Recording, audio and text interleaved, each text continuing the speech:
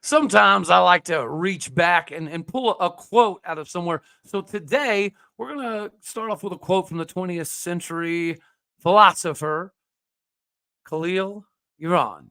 Nature reaches out with us welcoming arms and helps enjoy her beauty. But we dread her silence and rush into crowded cities. They're huddled like sheep, fleeing from all of the ferocious wolves. I like this one. You are Locked On Oklahoma State, your daily podcast on the Oklahoma State Cowboys. Part of the Locked On Podcast Network. Your team every day.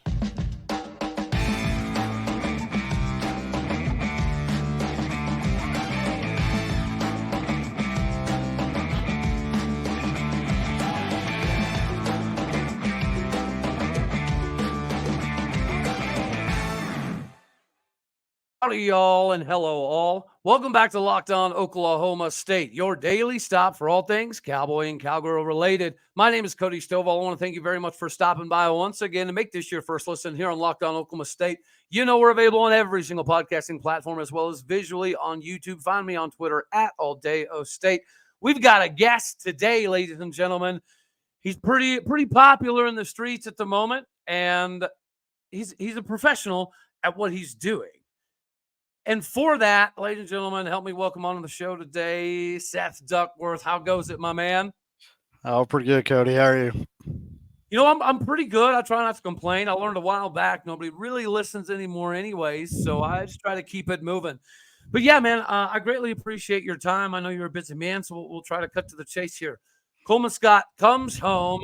What does this mean exactly for Oklahoma State? Because correct me if I'm wrong, but Zach Esposito was going to be most likely the guy to kind of fill in for John Smith if and when John Smith decides to take a step down. Does this change that, obviously? Yeah, I mean, I don't know that there was anything set in stone in any direction on who was going to be John's replacement. If you look around college wrestling right now and really in the last I mean, since John started coaching, essentially, he's had a big coaching tree. There's 8 or 9 Division I coaches that were Oklahoma State guys. There's just a lot of success that he's kind of bred out of that group, and his kids have been good. And so, a lot of people think, have ultimately thought that one of those guys was going to be coming back home, or one of those guys was going to be promoted within the program, like Zach, like you were talking about. To replace John whenever John hangs it up. But this, leads to Coleman probably being the guy. I know there's nothing. I've talked to multiple people around it. I know there's nothing that's like written down in stone that it has like that. Chad Weiberg gave Coleman some contract that's going to make him, take over for John in 2 years or anything like that. But I mean, all signs point to that it's kind of a head coach in waiting type deal. But it definitely could open up and other guys will get talked to and everything. Cause like I said, there's a big broad spectrum of coaches out there that are with Oklahoma State ties. And obviously you've got a lot of history at Oklahoma State wrestling. So it's a desirable job. You might have coaches from other schools that are interested in it too, but it does seem that Coleman's probably kind of taken over as the leader in the clubhouse now. And like you said, maybe a couple of weeks ago, I think it would have been, you could have thought maybe Zach, you could have thought maybe Chris Perry, you could have thought a whole lot of guys from that are in those other coaching jobs would be the ones that might take over when John does retire, and now Coleman's definitely got to be the leader in the clubhouse. So, well, I know DC's got a lot going on, and he's a pretty productive member of this whole UFC stuff. But wouldn't it be kind of cool to get a Johnny Big Rig Hendricks to get back involved with the staff? I'm not saying as head coach, but DC would probably make a pretty daggone good head coach if he wasn't so busy. But Coleman Scott, he's a Cowboy. He loves his time in Stillwater, Oklahoma. Clearly, his affinity for coming home was part of this decision. But, man, I feel like I would have a hard time understanding him leaving Chapel Hill to come to Stillwater, Oklahoma, if he didn't have a pretty good indication and or idea, you know what I mean, that he's going to have something further on down the road. Because it's not like leaving the state of North Carolina is gonna. Doesn't seem like a great move, man. It seems pretty daggone risky if most people were to consider the jump. Yeah, no doubt about it. I mean, so if you look at that program and what Coleman did there in the time he was there, it was pretty impressive. I mean, there's other jobs that I think, again, when you talk about these coaches that are from Oklahoma State that have been at different places around the country, Pat Popolizio at NC State, you've got Mark Branch at Wyoming. I've always, we were just talking about Army stuff a minute ago, but at West Point, you got Kevin Ward. He's kind of done some good things there, but really Coleman, their program was kind of almost in trouble when Coleman came in. He was an assistant there at North Carolina. Their coach got fired for basically some off-color comments he made about sports and different things in the school, and it was just stuff you shouldn't be getting into or whatever. But then Coleman, pretty young as being a head coach, stepped in and built a legitimate power out of North Carolina, when really at the time they weren't that historically, and they weren't really in a position to take over and be all that great because like I said, their coach had just gotten some trouble and everything. But he built the thing up, and I think there's a lot of I don't know what the word you would use, but a lot of it's hard for a coach that it's like, this is my first job. I've put all this at work in. I've got my coaches. I've got these kids I recruited. I've got all these things going on here. And I'm going to, even if it's your alma mater, even if it's Oklahoma State and all those things, I think it's a big thing to step away and leave that job to go, especially kind of take a theoretical demotion, going right up and down a little bit as an assistant coach. But I mean, I know obviously Coleman went to school here. There's the obvious attraction to the history of Oklahoma State as a coach. And if I still wouldn't say that being an assistant coach at Oklahoma State is a better job than being a head coach at NC or at North Carolina. I don't think anybody would say that, but there is, we fill the stands a little bit better than they do. Even right now, we're not really as good as we've been historically. But there's just a lot of things that a place like Oklahoma State has behind their wrestling program that other schools don't. But still, with all that said, it's unheard of really to leave a head coaching job to come here and be an assistant. But I just think ultimately he and I'll also add this, that he has some or his wife, has some family. She grew up in Oklahoma and probably wanted to get back to them too. So I know you got to make that selling point too. And she probably was like the idea of coming back home and everything. But anyway, but yeah, I think to everything I've been told is there wasn't anything in writing saying like, hey, you're definitely going to be the head coach in a couple of years. And the expectation is that, again, he's probably the lead guy with that shot. I think that's what John's idea with it is to kind of, hand it off to him eventually. And, but there's just, if they get 2 years down the road and that's when John decides to retire and maybe Weiberg doesn't like where things are at or something like that, there's still a possibility. I'm still sure they do some sort of search and at least see, what else is out there and different things like that. Cause you never know what might come up or whatever, but yeah, it definitely looks like Coleman's going to be the head coach of Oklahoma State in a couple of years. I like it, man. And you're right. Him being back home is probably partially because this whole concept that we were all taught growing up, happy wife, happy life, it's still real.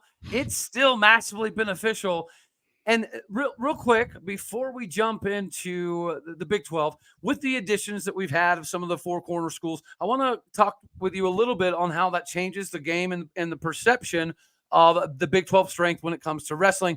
But real quick, I got to let the fine people out here know today we're brought to you by Bird Dogs Clothing. Bird Dogs is the bee's knees. It's the best clothing that has ever been put on the market. And it's the best clothing you will ever put on your body. You can work in them, walk in them, swim in them, fight in them, sleep in them, wake up and do it all again in them. There's so many things that you can do with this brand of clothing that it's absolutely ridiculous. And this is whether it be shorts, whether it be hats. And right now, they're giving out the free tech hat whenever you use the promo code. So whether you're about to hit the golf course or you're about to take the happy wife, happy life scenario out to dinner, make sure that you're looking the best, feeling the best, and ready to rock and roll while doing so. Help yourself today. Go to birddogs.com. Use promo code LockedOnCollege. That's birddogs.com/LockedOnCollege. All one word, to win yourself the white free tech hat. It's the same pliable, breathable material that the pants are made out of. And it's the same anti-stink, anti-sweat wicking fabric that keeps you cool and dry all day long. Go to birddogs.com/LockedOnCollege today. All right, brother. So now we get to dissect a little bit more what it means to win the Big 12. Is it still mean what it used to mean?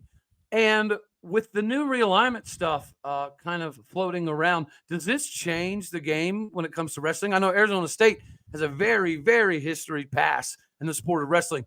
Do you think somebody like that can come in instantaneously and help the conference? Or do you think that there's some weird ways the Big 12 does their scheduling because of the random schools that we have in it? Yeah, it's going to kind of be interesting to see how certain things play out with the Big 12 in the next year or two. This or 2024, I would say, if it stands as what it is right now, the Big 12, the way it's grown with bringing in Arizona State, like you said, they're a traditional power. They've won national titles. They were kind of the dominant team in the Pac-12 for a little bit, and then Oregon State hired a new coach, actually Chris Pendleton, a former Oklahoma State guy, and he kind of evened the playing field a little bit out there. But they're a power. I mean, they like I say, they always won the Pac-12. They usually win team trophies, and top 4 teams win team trophies at NCAA tournaments. So and they've won quite a few of those, and then they've won whole individual titles too as team. So that they're a huge addition to wrestling in the Big 12. There's absolutely no doubt about it that move for the Big 12 is better, having Arizona State in here. The thing that is so just up in the air, and I don't think really truly anybody knows, is what is going to happen with the remaining 4 schools that are still somewhat in the Pac-4 of the 12 that are left, and then the schools that were actually in the affiliate schools that were in the Pac-12 for wrestling as well, because the Pac-12 actually their wrestling was the same setup almost as the Big 12, in the sense that you had programs that were core programs within the conference, like Stanford, Arizona State, Oregon State. They all have a decent amount of history and good, strong wrestling programs. And then you had California, Cal State Bakersfield. You had and a couple other programs that are West Coast programs that aren't in wrestling. So they have their South Dakotas and exactly same exact concept that the Big 12 does with that. And so what I don't know, and I don't think what anybody we really don't even know what's going to happen with those 4 remaining schools. Like if they're going to merge with the Mountain West. There's talk right now that Cal and Stanford might go in the ACC, all that other stuff. And so whatever shakes out there will kind of, I think, determine what happens with those remaining schools and their programs. And so it's like, I don't want, I'm a wrestling guy, and as much as I kind of, if you follow Conference Realignment, if you follow me on Twitter and stuff like that, I'm happy to see the Big 12 kind of coming out of this thing with better than the Pac-12. I'm a Big 12 guy, I'm an Oklahoma State guy, all that stuff. But if you look at it killing the Pac-12, it's probably not very good for Pac-12 wrestler, for West Coast wrestling as a whole, because you don't have that Power 5 presence out there anymore. And what's going to happen with those remaining programs? And so what I think kind of could happen, and I personally hope for, is that the Mountain West, if it takes like Oregon State and Washington State and maybe even Cal and Stanford or whatever happens there, I hope they basically, or if there's some sort of merge and maybe they still call it the Pac-12, or I don't even know what's going to happen there, that they keep wrestling, they start sponsoring wrestling, because Mountain West doesn't sponsor wrestling. And right now, Air Force, Wyoming and a couple other programs are in the Big 12, even though they play all their other sports in that conference. So really, if you kind of merge like Oregon State, Stanford, and those schools, and then those remaining affiliate schools, that becomes a pretty good conference out west. But it's or at least a decent one. But it's just like I don't know what the heck is going to happen, and I don't think anybody does. But ultimately, if it does go that way, it takes a little bit out of the Big 12 if like it takes away Air Force and it takes away Wyoming and all those things. And I just don't know what's going to happen there. But regardless, if you look at and another conversation in realignment is what's going to happen with OU. If OU stays in the Big 12, which I kind of think is going to happen for wrestling because the SEC doesn't have wrestling, but that's, I who knows, that's still up in the air. But if OU stays, if Oklahoma State obviously is going to be there, you've got Iowa State, that's tradition rich. You got Northern Iowa, which in all those realignment scenarios, Northern Iowa is still probably going to be a Big 12 school, even though they're not a core affiliate school. You've got West Virginia. You've got all these and then bringing Arizona State, like you're talking about, they're still going to be the number 2 conference in wrestling. It's Big Ten's number 1, probably always will be for the next 20, 30 years. They're the number 1 wrestling conference. But the Big 12, especially with the addition of Arizona State, I would say is firmly established as the number 2 conference. But we're still going to see some movement, I think, with whatever the heck happens with those last couple schools. So. Yeah, no, I think from the perspective of the national landscape, right? What is it going to take for Oklahoma State? Because you did mention that the Big Ten is probably going to rule the roost for quite some time. And when you have Penn State at your disposal in Iowa, that in and of itself is going to help you quite a bit. And then you take into consideration that you've got Nebraska, you've got some of the other heavy hitters up north, like Minnesota, that are always going to be viable. With all of this changing, do you see a scenario in which the Big 12 can leapfrog per se the Big 10 as far as success goes? Oh, no way. Okay. not in the immediate sense of the sport. Okay. Historically, it's there. I mean, if you really look at it, like Iowa State and OU both are historically like premier programs. They won a bunch of national titles. We'll see kind of how things play out down at OU with their new coaching staff, but they can get back to being a really high level program here pretty soon. And if you go back like 30 years ago when we were little kids, Big 8 days was Iowa State, Nebraska, Missouri, and Oklahoma State and Oklahoma. And so that was a elite wrestling conference back then. Kansas and Kansas State were the only ones that didn't have wrestling, and they were back then. The Big 8 was better than the Big 10, and like in all those conversations. But like it kind of lost Missouri for a little bit. Missouri's now back. Who knows what's going to happen with OU? OU's kind of fallen on hard times. They've had a rough couple of years. So and OSU isn't really traditionally what they've been as far as winning national titles every year. And you look and you got like Penn State, they're winning it every year. Iowa's usually up there. They're kind of embroiled in that whole gambling scandal right now. So they're going to have a tough year this season because they got a bunch of guys suspended. But like you said, even Minnesota won a few national titles back in the early 2000s, and they've kind of hung on to some of that tradition. It's really hard to see anybody jump in the Big Ten anytime soon, especially with what Cale Sanderson's done at Penn State and everything. But I mean, the Big 12 could certainly close the gap with bringing in Arizona State and obviously having Missouri back and what they are. It's still a really strong conference. And you've even got like Northern Colorado had a national champion last year. There's these small affiliate schools still.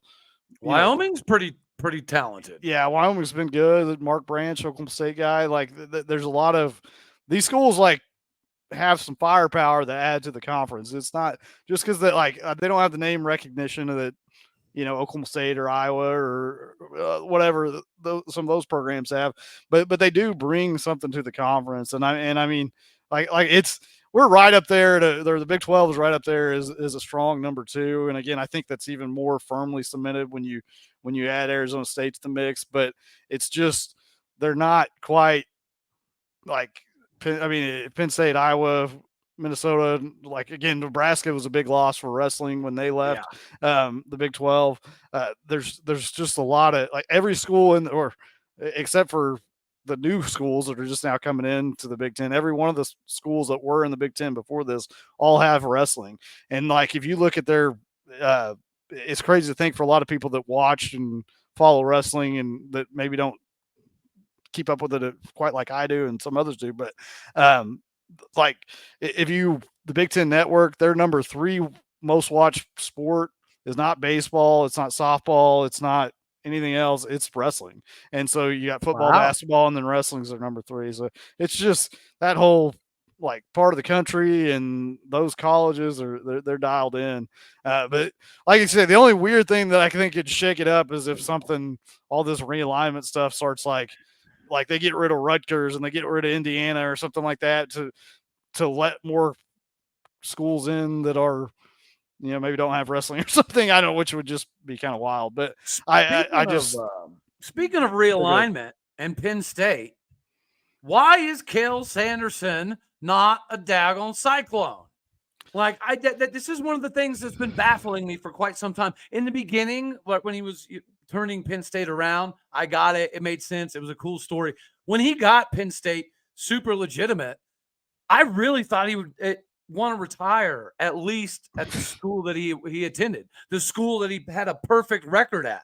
I don't get it, man. I know Penn State's taking care of him and he's built something pretty magical there, but Iowa State's good at wrestling. Yeah, typically.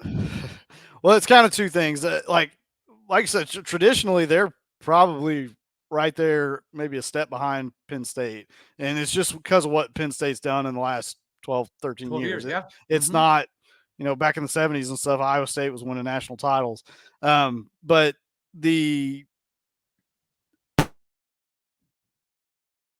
I lost you, buddy.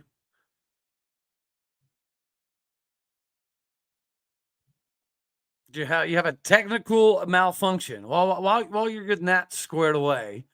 Yeah, I do completely understand the fascination with success. Everybody likes to be successful, but it really hurts my heart that he's not a Cyclone. Is there ever a day, even if it's for a year before he retires, that it's even a possibility he comes home? I don't really see it. So to give you some background there, he out more or less when he kind of almost took the same path as John Smith did, but not exactly, because John was still pretty young and like in the prime of his wrestling career when he did this. But John, became the coach at Oklahoma State in 1992, right? And that was the last Olympics John wrestled in, last gold medal he won, and all those things. But Cale had like kind of finished his international career, and I think he was an assistant for like a year or two there under Bobby Douglas. Don't quote me on that, but it's somewhere around there. And then he basically took over the program, and he was kind of building something there. Like it was definitely starting to, like he was winning Big 12 titles over John Smith and Oklahoma State. It was kind of after OSU's big run of those 4 straight national titles when they were really in their best period and everything. And he was beating them, and he was beating like the team of the era, so to speak, in Oklahoma State. And Penn State came up, the job opened, he took it, and the rest is history. But I think there's kind of 2 big things that he was. I mean, one, or there's probably a multitude of things, but number one, Penn State's got a bigger budget. They're going to be able to afford to pay him more. There's no doubt about that. 2, they got the best high school wrestling in the country. They're the best recruiting grounds in the country in wrestling is right there in Pennsylvania. And he's, he basically, what's weird is he kind of at this point just picks whoever he wants. He doesn't really have to recruit just that core ground there. But at the time that probably played into the thing is there were all these PA kids that he could grab and do whatever he wanted with.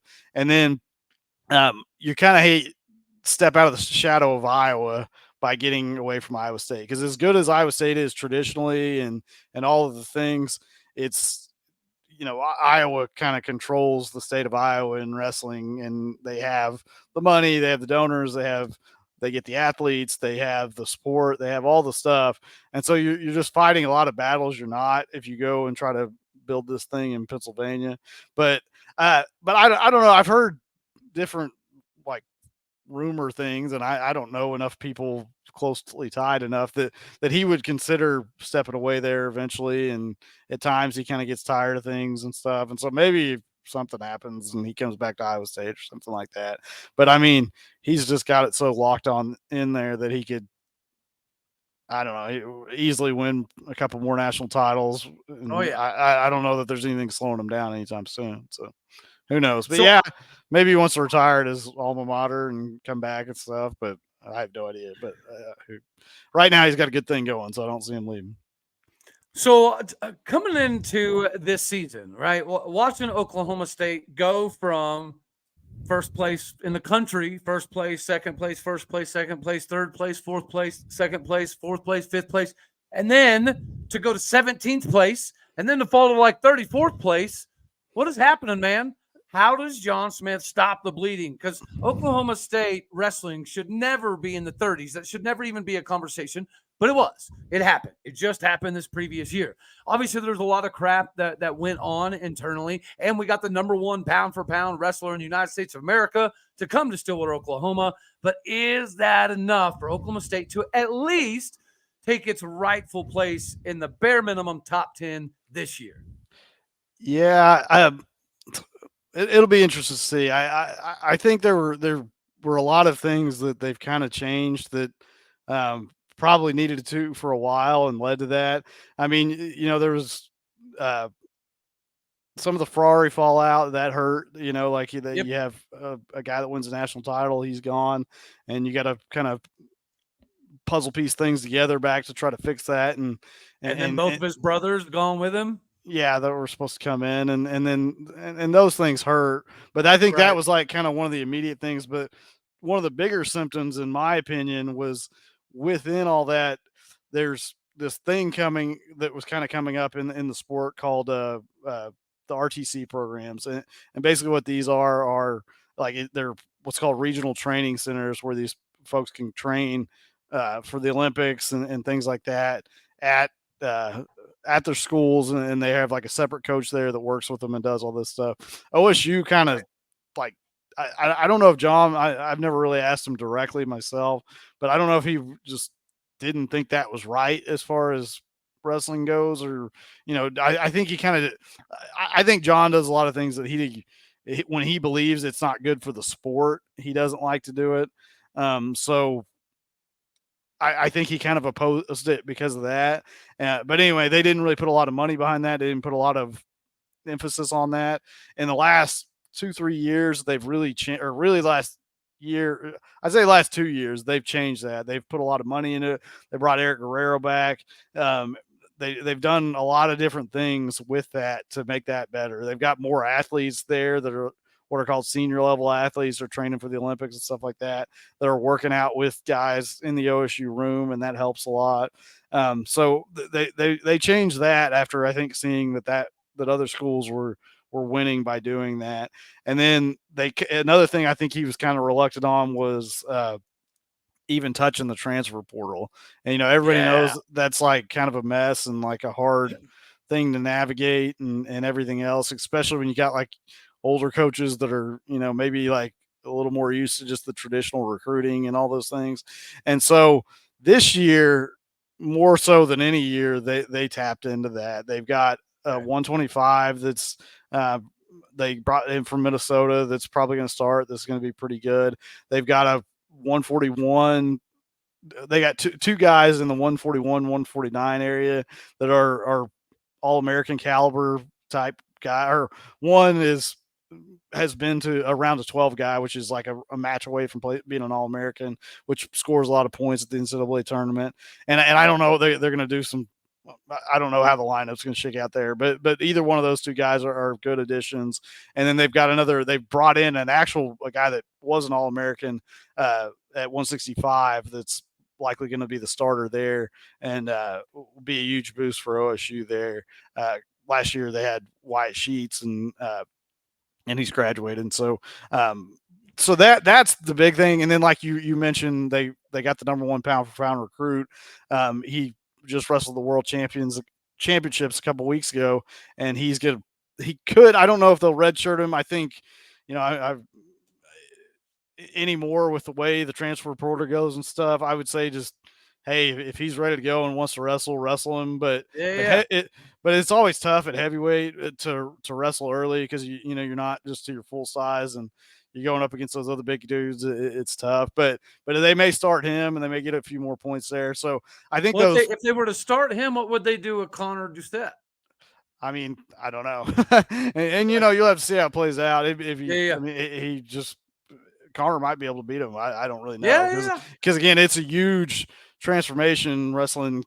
Like, I mean, he went to Worlds last week, which is great, but under 20 versus those 23, 24-year-old, like 5th-year seniors, that's a whole different animal when you're, 275 pounds. So, true.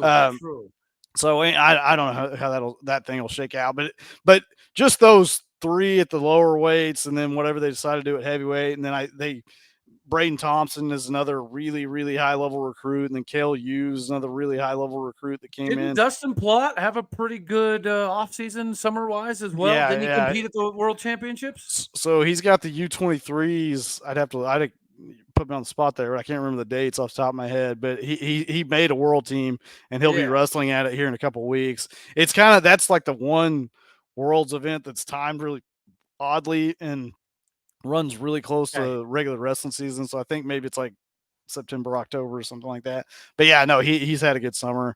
And so like, you'll see how he kind of comes out of that and, getting that international experience. Maybe he kind of jumps levels over the summer and stuff too. And then of course you still got Dayton Fix. So I think that's if you can get, last year they had their 18th place finish with Fix as at 4th and Plott at, I think, 6th. Those were the 2 All-Americans. And so if you kind of wipe that clean and say, hey, Plott probably goes up a spot or 2, Fix, I think, definitely goes up a spot or 2 because the 2 guys that were in front of them, we've seen them be in the finals before, but the 2 guys that were in front of them are going to be 2 of the guys, excuse me, I'm twisting over my words, that were in front of them are graduated and gone. And so there's just a couple little things. I think there's a lot more potential points on the board for the team, and some of those transfers are going to help a lot and different things like that. So I think it's quite a bit better. I can't guarantee a top 10, but it should be a little bit better. Mainly just, again, they kind of like bit the bullet and decided, hey, we got to use this transfer portal thing, and they pulled in a lot of guys from there, and then they have really kind of put a lot into the RTC situation, and so that'll do a lot for them. And then, like we've talked about, I mean, the story at the top of this, Coleman Scott, who knows how he kind of, what he brings to the table with these guys and what kind of improvement he helps them in this year. So I love it, Seth. You know what, man? Thank you for coming on. Thank you for doing the work that you do. I think you put out a brilliant story recently, and I just hope that you continue to keep down this road, because you are right. Oklahoma State wrestling, it needs to be a national focal point a little bit more, in my personal opinion. And I think we've got some guys, we got some ability. We absolutely have the rich tradition and history. We are the consummate blue blood of all blue bloods when it comes to the sport of wrestling, right next to Iowa. And I would say traditionally, even right next to Minnesota. Penn State's just been so hot the last 12, 15 years. And that's primarily all because of Cale Sanderson, which is why I want him in the Big 12. I'm tired of seeing Penn State do it. I know Iowa's loaded, and Iowa just had a phenomenal season.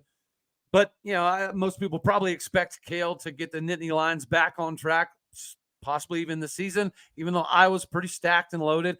I'm excited to see some improvement. I think that's important. And then we got some legacy stuff. You mentioned Wyatt Sheets. He's gone, dealt with some injuries, had a pretty good year.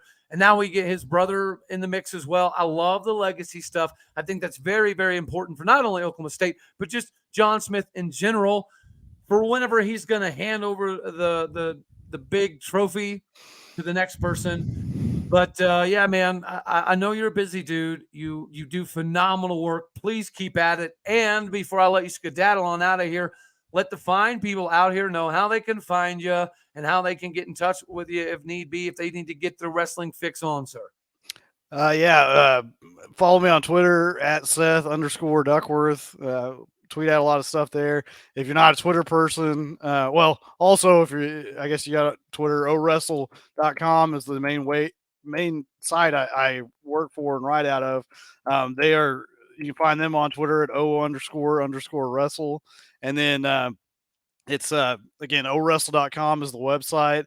And then they have a Rockfin page called Rockfin/owrestle at Rockfin/owrestle, excuse me. And there's a lot of premium content on there. Awesome.